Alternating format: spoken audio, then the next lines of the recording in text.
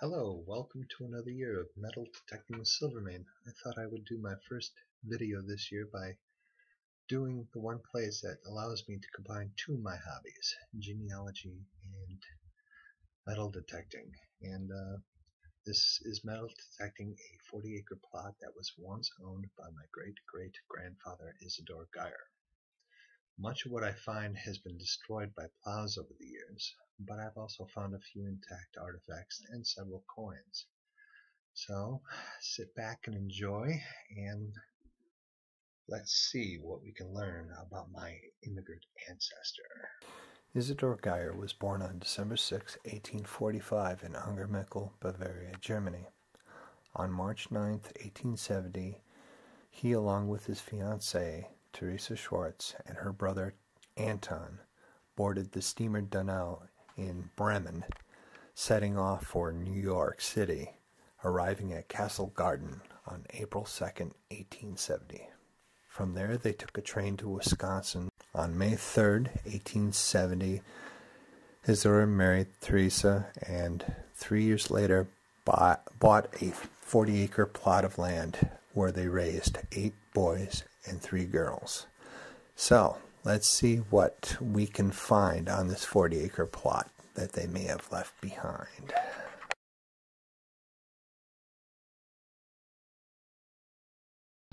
Well, this is my ancestor's land.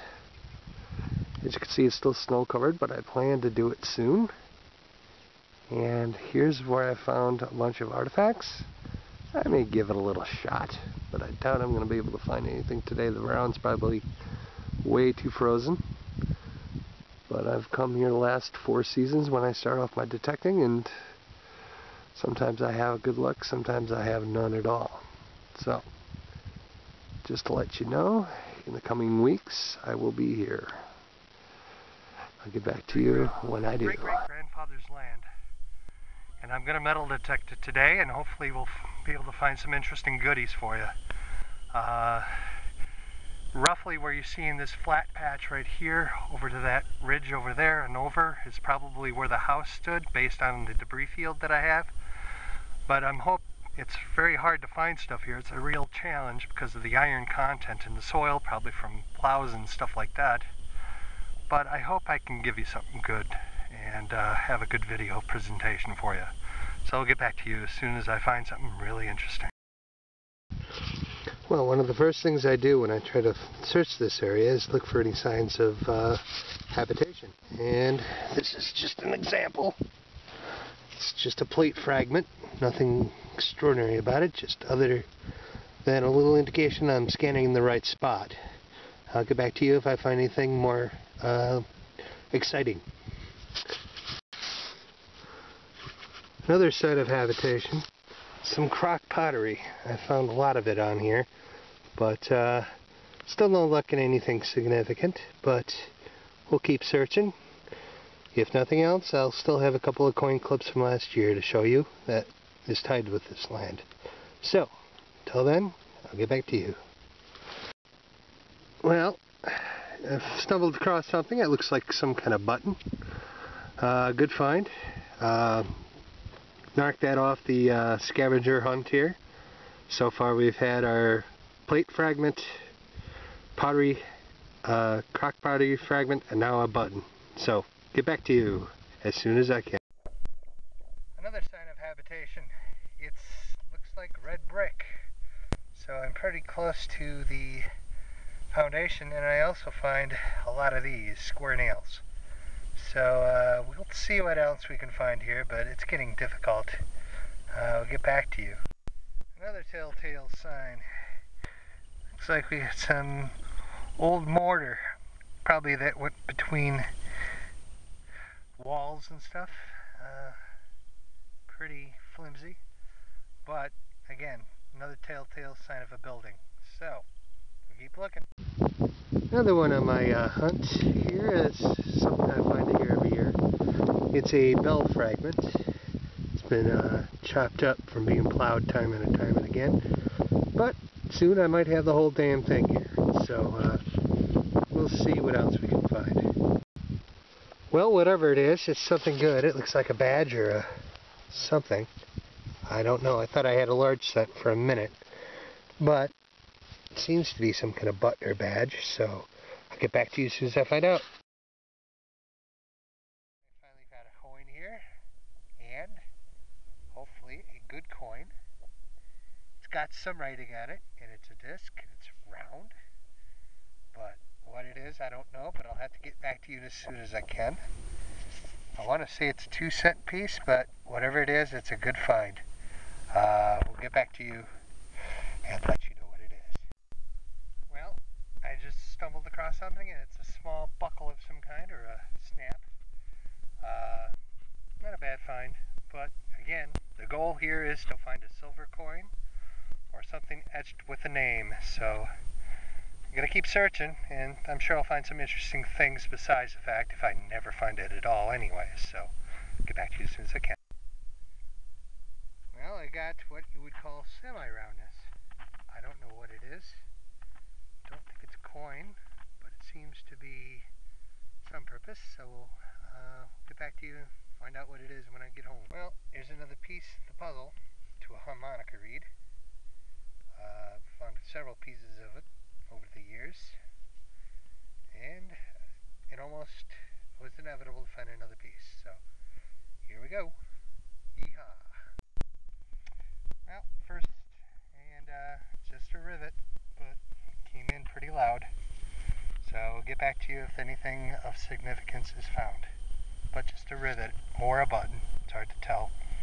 Get back to you. Eureka! I've got an American coin. It's an Indian head penny. Nice green patina. Let's see what year we got here. I can't tell. I'm hoping for a old one. Looks like 1880 again. It's an 1880 penny, I think.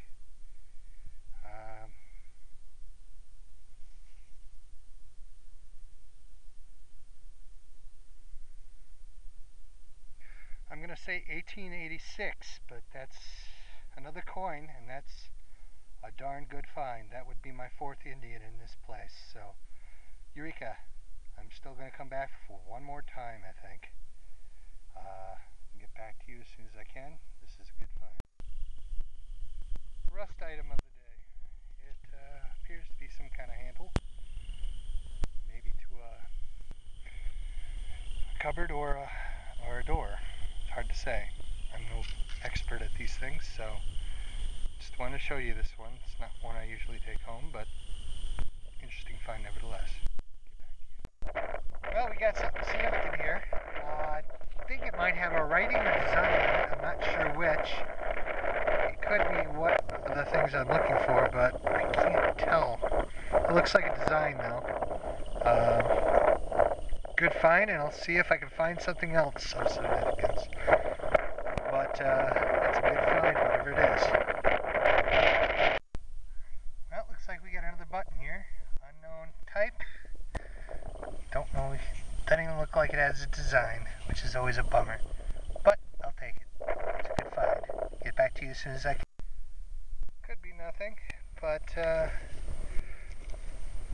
kind of looks like it might do something with a horse, maybe to put your foot in or something, but I don't know. Just thought I'd show it to you. Well, just when I thought I was done, we have another Indian head penny here. Just came out to the land one more time to give it a shot, and success, we found a coin. It's definitely Indian head penny. I don't know the year. I might wait until I clean it up later, but I'm hoping for an 1870s one, but looks like a nice find otherwise. I'll have to wait to get back to you as what year this may be, but I'll check back with you.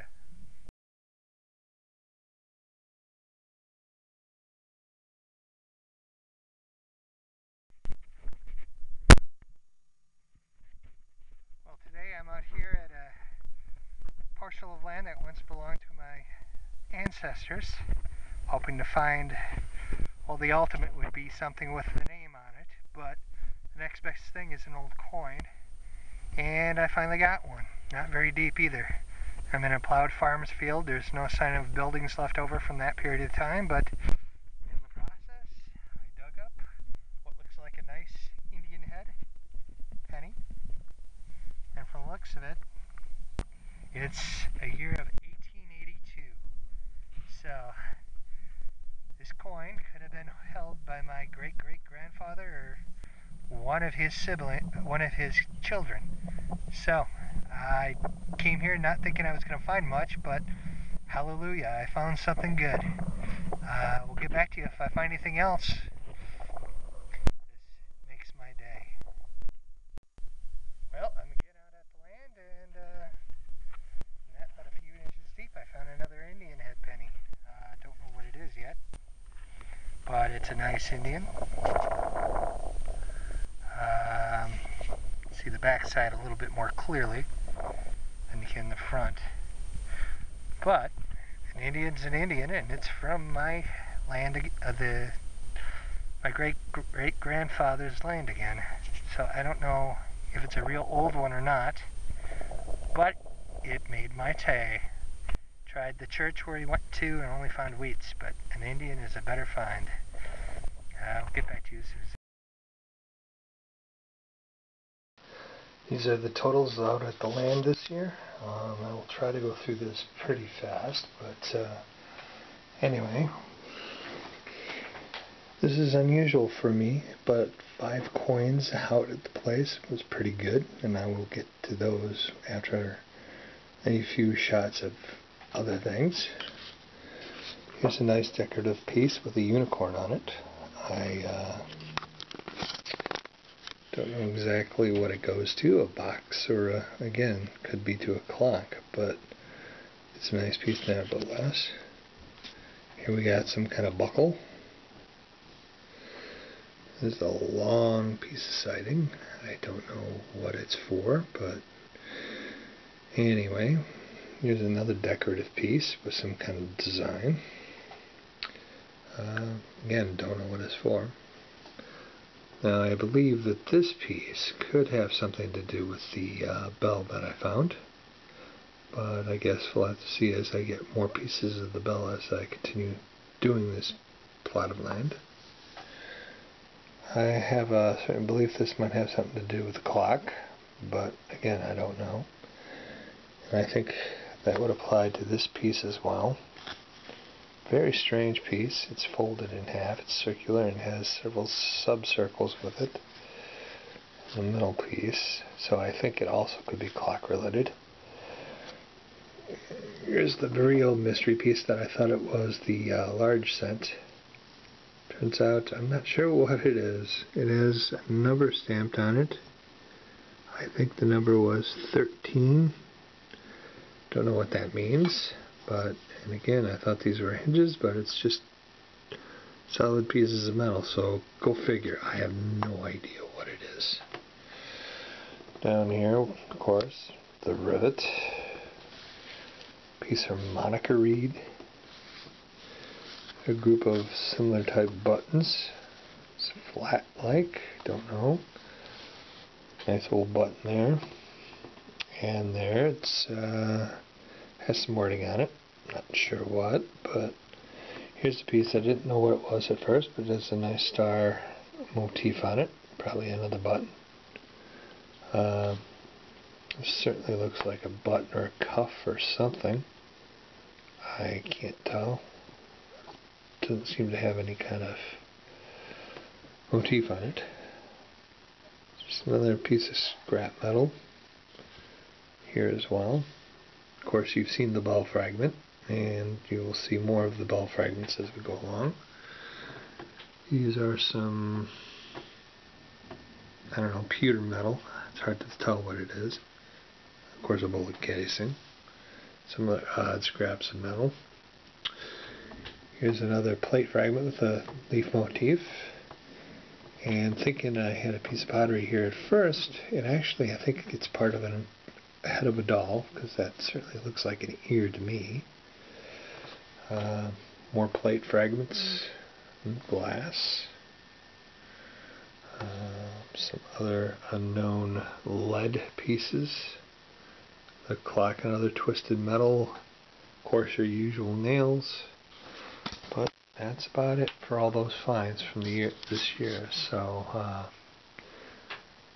I'll probably show you some of the rust pieces in a moment, but there you go, onward towards showing you older finds from years past so you can get an idea what I've had from this land. Well, no video would be complete without the rusty items that I find. Most of it's just scrap rust, but some of these have distinctive shapes or tools of some kind. I'm not really sure what purpose some of these things held.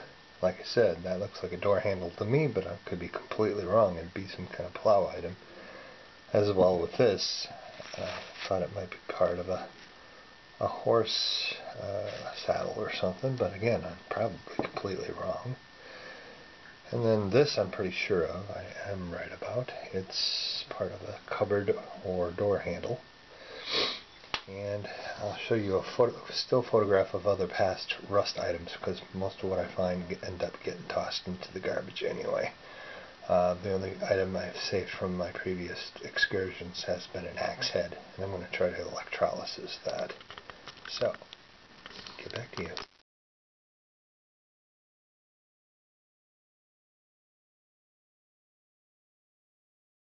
These are some of the plate fragments I've found on the land over time, some with design elements, some clear glass, but just give you a quick look. Some of them have various beveled corners. Some have a nice blue design and even a maker's mark if I can get at it, or brownish, or with little small designs or greeny leafy designs, other kind of design elements, and then of course the crock pottery and then the glass, which you can see here a little bit better. But the part that I look for are these, where they have a nice maker's label, and hopefully eventually I can find out what that design is and what it looked like in its full capacity.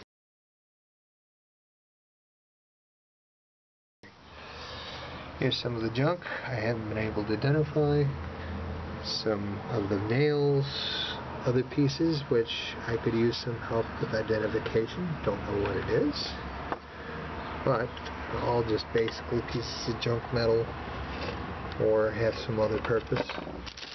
And that's just some of the various things I'll never be able to identify because it's just too crumpled, no writing on it.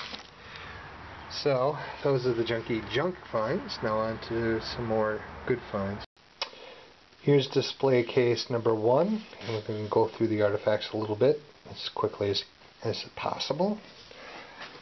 Here we got a buckle, what looks like a woman's garter. Not sure what that is. Any feedback would be appreciated. Another kind of buckle. This is a Rail Chief coverall button, and I'll show you the significance of that after this set of videos. We have an Oshkosh Bagosh button, a couple other buttons. This is some kind of fancy pewter button. It's a buckle of some kind.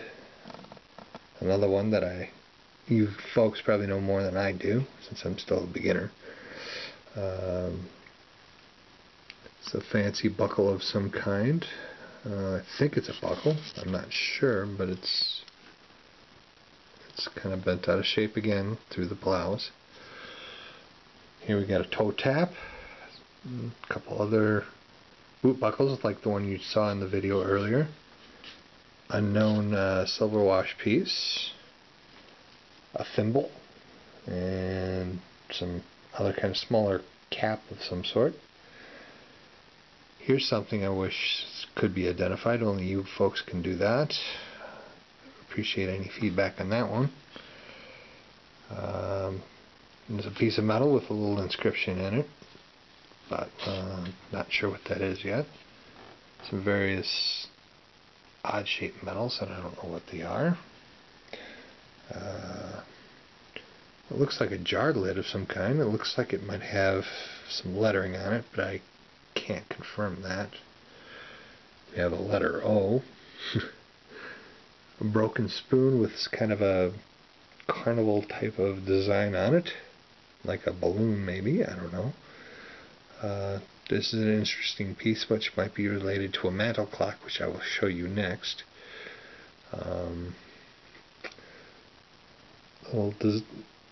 Some other metals with some designs on them.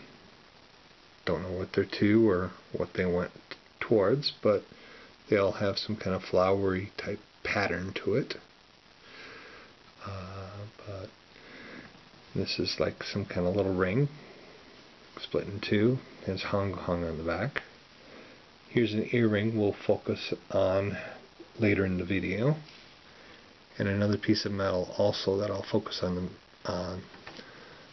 toward the end of the video, and of course 2 coins which you can't see here. One's a shield nickel and one's an Indian head penny. So that's display case number 1. So on to the next. This is display case number 2, and I'll be able to go through this a little bit more quickly. First of all, here we have some of the fragments of the harmonica reed I've been collecting up. I'm sure I still have plenty more to get. And here we have a bunch of different types of rivets or sizes and shapes. And now for part of what I believe is a mantle clock, and you will see what that configuration possibly looked like with a comparison with another clock that my wife has. Over here we have a pocket knife. Again, I don't know what kind it is. It looks like there's some kind of nameplate on it, but I haven't seen anything yet. Here are the bell fragments I told you about, and as I said, I'm getting close to a lot of getting those together. This is some kind of pieces of metal with writing on it. I haven't been able to tell what exactly it says yet, but maybe with another piece or two I can. These could be fragments from a lamp. I'm not really sure of that. Here's some kind of what looks like ends of spoons, but may not be what it is. But above it, we have a couple of eating utensils of various types, and this is kind of a pewter one right there, but that's the rest of display case 2. And now on towards specific finds. Well, here's an artifact that survived the plows. It's a Crotal sleigh bell, number 3 to be exact, but just got a little bit of a ding on one edge, but otherwise it survived perfectly intact, and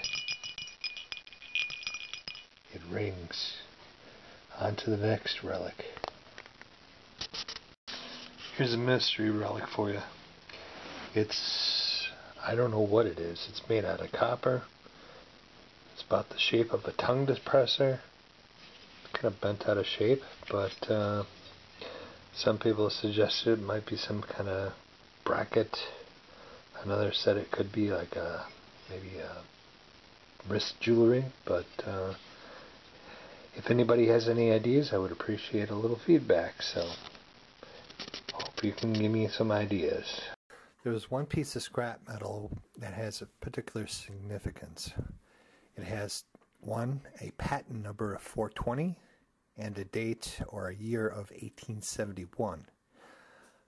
With the patent number, I was able to identify the artifact by looking at the patent on the internet, and it turns out to be a shoemaker's tool patented in 1837. So perhaps this particular item, this shoemaker's tool, probably didn't look exactly like the item pictured here, but it was pretty much conclusive it is one and the same item. Plus, I probably also got another date of some of the artifacts in the land by getting 1871, which is, again, pretty close, if not within the period of time my great-great-grandfather Isidor Geier was in America.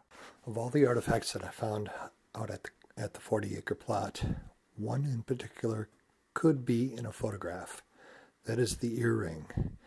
If you look at the family photo close enough, you look at the three youngest girls, they each are wearing an earring, and they seem to be teardropped like the artifact, but unfortunately the resolution on the photograph doesn't allow for me to confirm it one way or the other. There were 8 coins found total on the farmland. To start off, we have an 1851 Austrian Kreutzer, more on that after this segment, 1867 Shield Nickel, 2 1874 Indian head pennies, an 1881 Indian head penny, an 1882 Indian head penny, and an 1886 Indian head penny. And the one coin that doesn't quite fit the scenario, a 1941 silver mercury dime.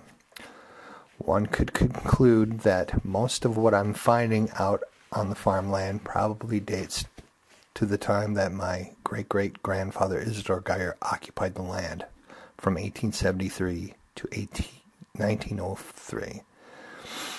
And that the silver mercury dime was probably dropped much later on by a farmer plowing. So, on to our next segment and more detail on the 1851 Austrian Kreutzer. Out of all the finds at my ancestor's 40-acre plot, this Austrian Kreutzer I consider to be my best find. And after consulting with a number of coin experts, they told me that even though this is an Austrian coin, that it could have found its way into circulation in Bavaria, where my great-great-grandfather Isidor Geier is from. And at some point, I believe that Isidor picked it up in circulation.